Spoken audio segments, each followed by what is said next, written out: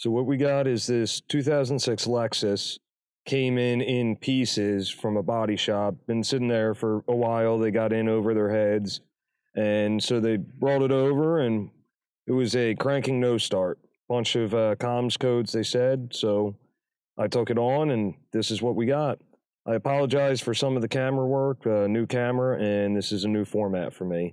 So I hope you guys enjoy it, and let's go. All right, so we are dealing with a 2006 Lexus SC 430 that was towed in basically like this. I did hook up some of my modules and all that were all sitting on the seat, but as you can see, we've got stuff everywhere. We had most of our stuff unplugged. We got our HVAC control module back in, our radio stuff.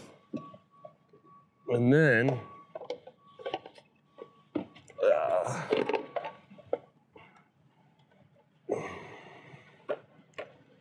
we have a few modules that we'll go through. I guess before we go too much further into it, I want to show you guys a few of the modules I found laying around. I think these are the originals. We got a handful of them here because there are ones already installed in the dash, and we'll go over those. But we have replaced the tilt and telescopic steering control, so we're going to put that to the side for now. We have replaced the theft warning module. Oops, sorry guys. We have replaced the network gateway module, and last but not least, if we can get it in focus here, is the Immobilizer ECU, which we have another Immobilizer ECU plugged in right down here with the back cover missing. So we have a Immobilizer ECU plugged in, back cover's missing, not sure what that's about. We got our HVAC module can plug back in. We have our stereo unit plugged back in. And then we have all our junction blocks and everything else here, all ready for easy access testing.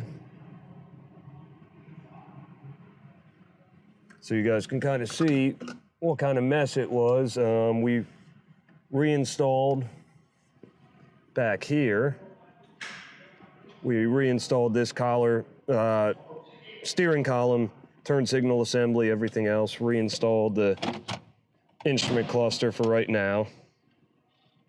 So now we're gonna go through and look at a little bit of scan data and see what we got going on, and then we will delve into the actual layout of the system and what we're looking for and why.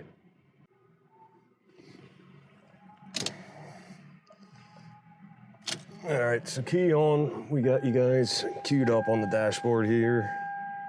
We're gonna go through a code scan, pre-scan.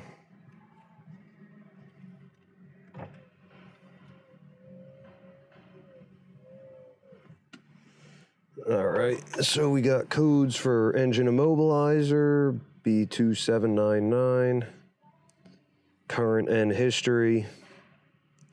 Most likely going to be our main fault there. Fault in steering angle sensor. That's not going to give us our symptoms, but we'll look into it. Airbag codes. Airbag. Sliding roof ECU, communication, steering pad, communication, steering lock. Immobilizer ECU communication stop, so B1294. HVAC we're not concerned with. B1400 normal, please ignore it. Well, that's a new one. All right, come on. Let's go through, and judging from the condition of everything here, let's just get rid of it.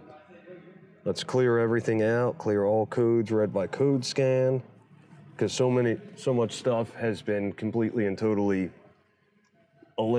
pulled out of the system. So I hooked up the instrument panel, HVAC control, radio, and a few other things.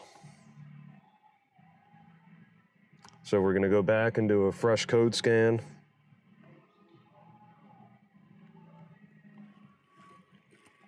Scanning, scanning, scanning. So we still have our hard fault like we expected of our B2799. Steering angle, airbag,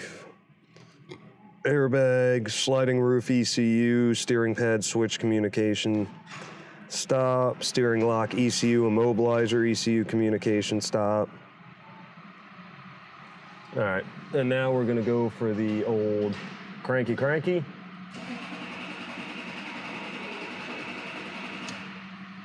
And as you can see, we have a lot of cranking, not a lot of starting. Right here we have our flashing security light with the key on. So key off, security light goes out, key on, security light is activated. So where do we go from here? Now, I'm going to readjust you guys and try to get you a bird's eye view. So here we got our engine immobilizer ECU, and we're just going to be taking that there and doing a little back probing to see what we can find, because we have no comms with this. And with no communications with the immobilizer ECU, nothing else in the immobilizer circuit's going to work. It's easy access, may as well do it. So let's pull a schematic and see what we can find. Here, I've got a section of the schematic pulled out for our transponder key computer, or our immobilizer ECU as they were calling it. And I've just got a couple things labeled. So we've got an ignition fuse, which is 5 amps, feeding down through a junction connector. And that goes from a green with a black tracer into a light green and black wire, or a black wire rather. Pin 2, we have a blue-orange wire on pin 1. It goes all the way up over here. And that is a 7.5 amp fuse. Feeds a few other things. Goes through a little junction connector there. So we want to check our powers here. And we want to do one of two things. Well, probably do both. We want to check power on pin 1 and then reference that to chassis ground. Oop, I'm trying here. Chassis ground. Also, though, we're going to want to reference it to the ground right down here, pin 14, a white with a black wire that goes into this big junction connector here and grounds under the steering column. So we want to reference it, basically our 12 volts straight to our ground here, because that'll give us both at the same time, because this should be chassis ground. So we're set up on our immobilizer. We are on the blue with an orange tracer for our power supply, and white with a black tracer for our ground. And we're going to flip over here, key on, and we've got 0 volts coming in on our main power supply. So we're going to pull up the schematic and see what we got going on there.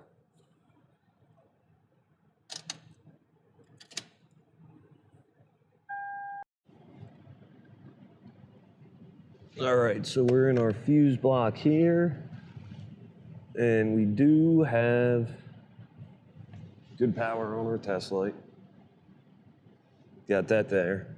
So we're in the main fuse block here where the power feed for the immobilizer should be.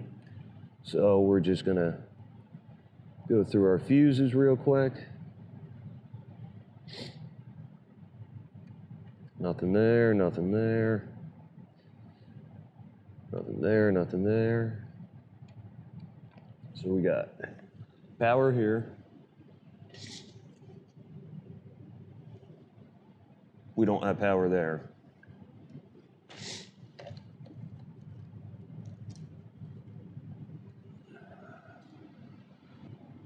And what we have here, blown out fuse. Got us a new fuse.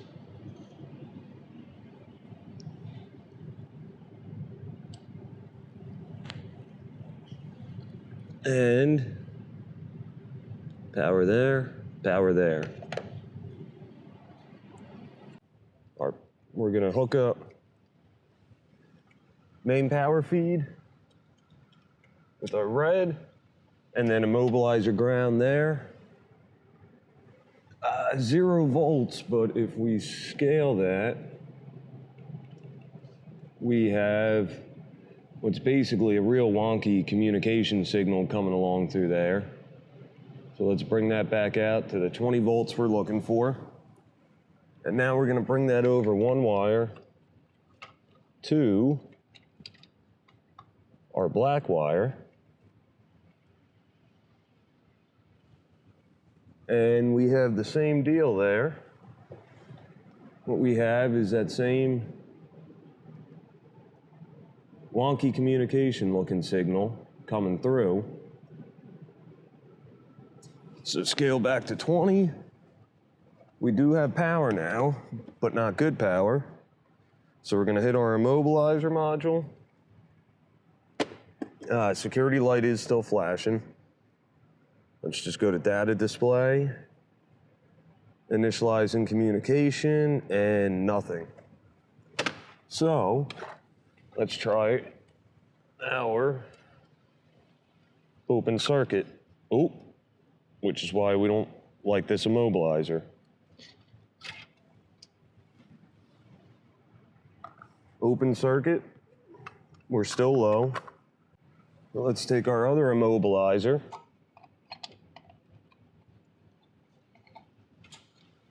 Plug it in.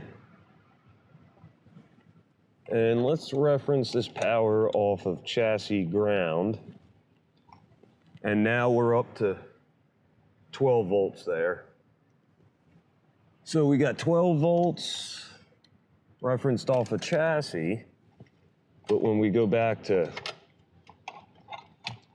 ground on the module,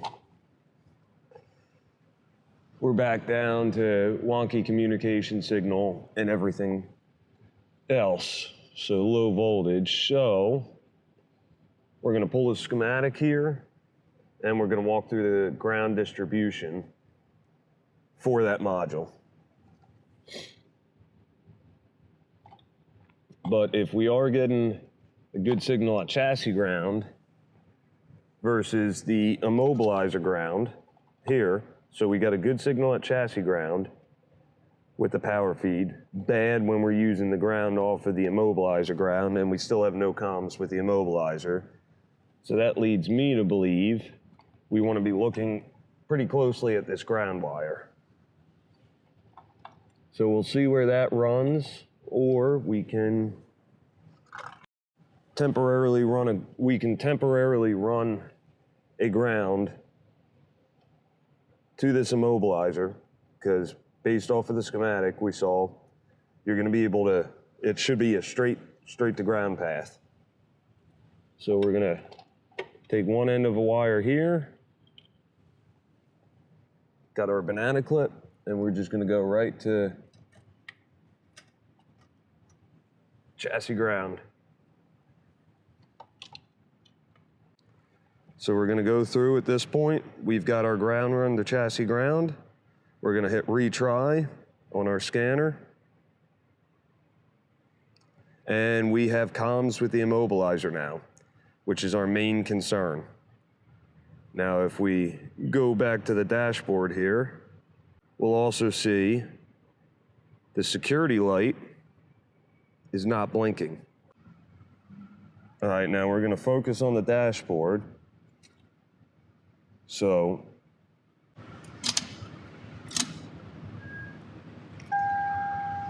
we have our blinking still,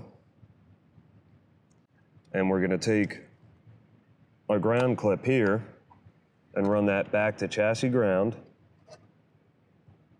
And notice our security light goes out.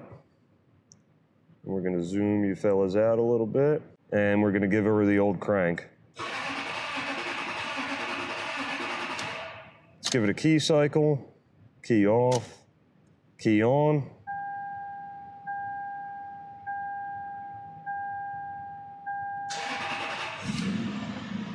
And we are running. Running poorly, but we're running. Notice we still got some lights on the dashboard. No tachometer to display. No engine coolant temperature. We do have fuel gauge operation. We have our transponder key computer pulled back up here in a little section of the schematic. Now remember, when we were going off of Immobilizer ground here, we were getting that real wonky, square wave communication signal riding over top of the ground voltage. But when we went to chassis ground, we had 12 volts here and here, like we were supposed to after fixing the fuse. So now we want to know why this ground wire here is not going to ground. So the easiest place to check that is right here at this center junction block. So that's what we're going to do. We're going to check the center junction block behind the right center of the dash, which the dash is not in it. So I'm going to see if I can identify that. And we also want to look, before we go delving back into the car, we're going to want to stop and look at the center junction block itself, or at least at a ground distribution diagram, to see what else is shared here. Here we have a section of the center junction block pulled up. This is a ground distribution diagram. Notice how we all have white wires with black tracers, which is where our transponder key computer ground. That's the same wire color, and that's where it's going, B11. So let's see what else we got with B on it. We got B10 and B9 right here on this unlock warning switch and key interlock solenoid. We've got B8 seat heater switch. We have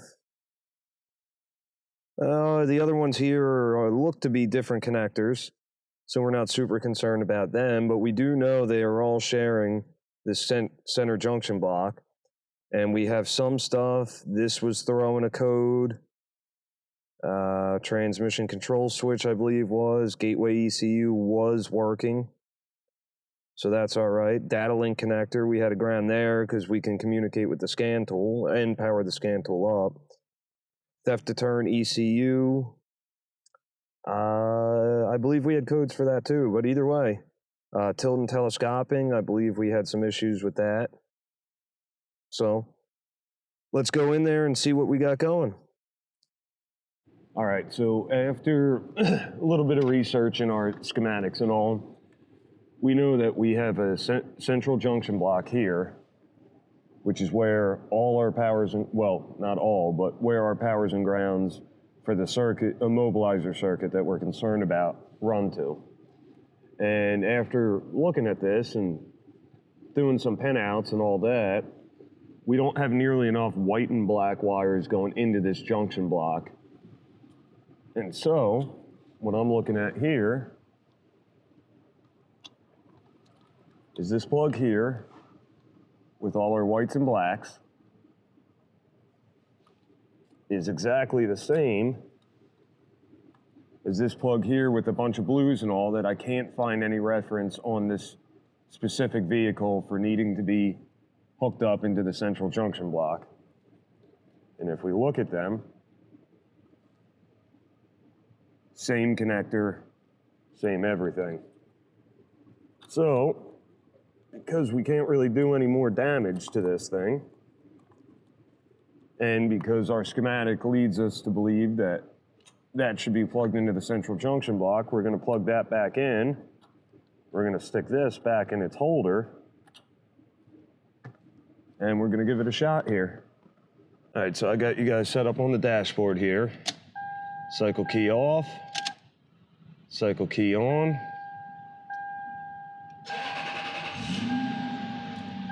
And we have our tachometer back. We still got some lights on.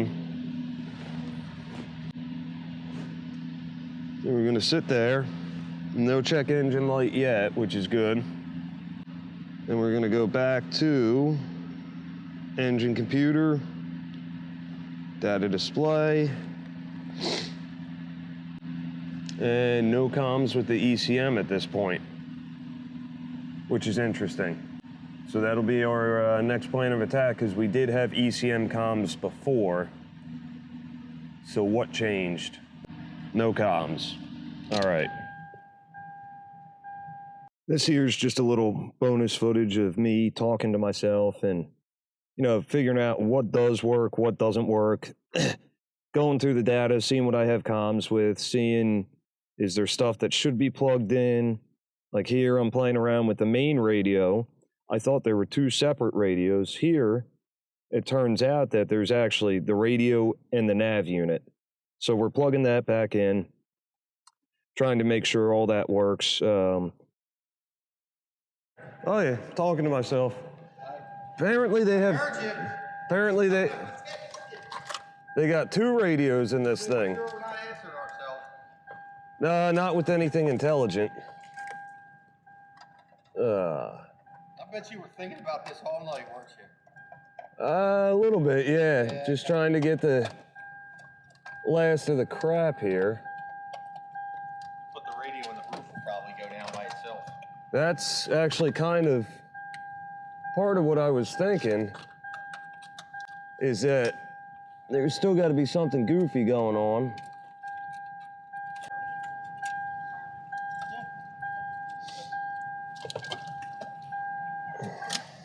There we go. Oh, yep, that fires up. So we got that radio working. Oh. Let's try to have everything sitting. All right, we got our navigation, map view, back, map voice, destination, menu, select user. Okay, so those are all cleared. Display, tilt, close. All right, open.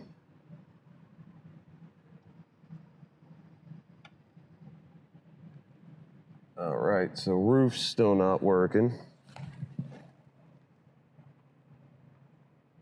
Open, close, open, close.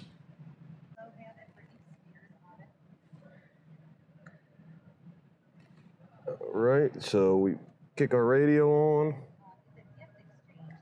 Antenna works. 4 ways. Defrost.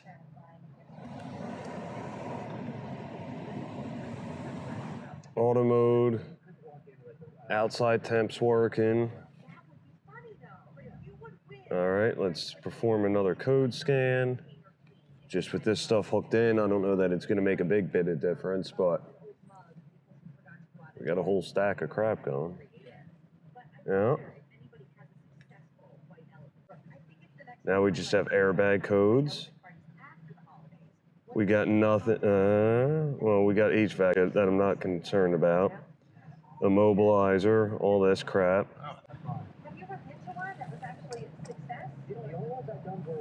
But we still got nothing there. But that's at the top? Yeah. Let's see, data display. Trunk open, back door open. All right, so we do have BCM data. Do we have a sliding roof module? Seat modules. Believe it goes through the driver seat data. Oh, yep, driver seat works. All right, so we got blue, which is going to be hot at all times, so we got 12 there. We got our black, also hot at all times, or hot with key on, so we got 12 volt there. We got our red, which is going to be 12 volt. Our white, easy now, white, 12 volt. The blue we already grabbed here, but we want the blue with the black, right? Yep, we want the blue with the black, which is 12 volt. And we want this blue with an orange here. And we got 12 volts there. So powers and grounds are good. Next is communications. And computer data lines. So we have a green and a black with a yellow.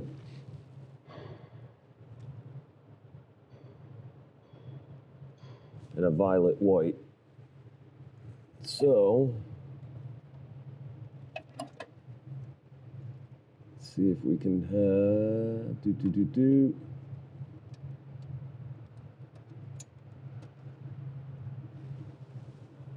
So that's going to be 24 pin. S18, we were on S19. So I'm going to think it's going to be this one.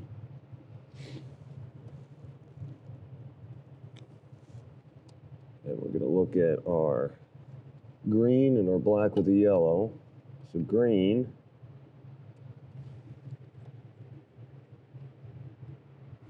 And we have data comms there.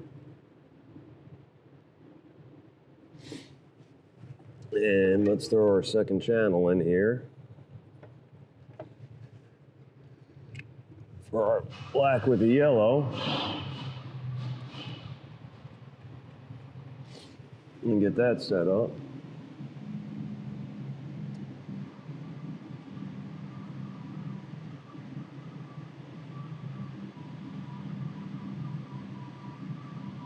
Which we have a mirror image there. So we got a mirror image on our two comm lines. And the only other one we're concerned about there, at least for right now, is a violet white.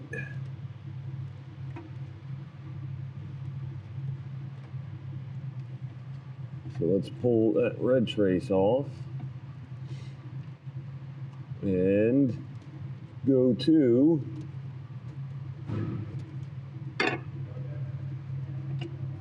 our violet wire.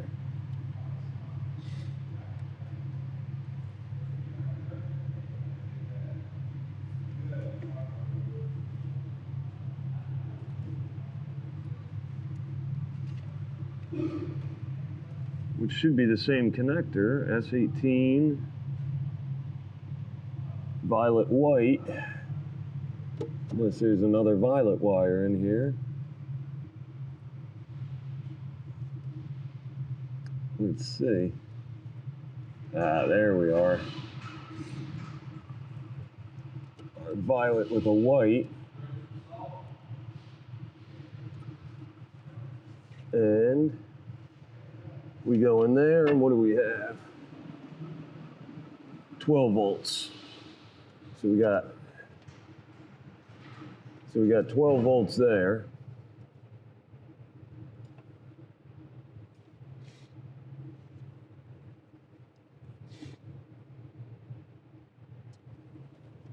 So on our violet white, we got 12 volts there, which means we should have everything we need.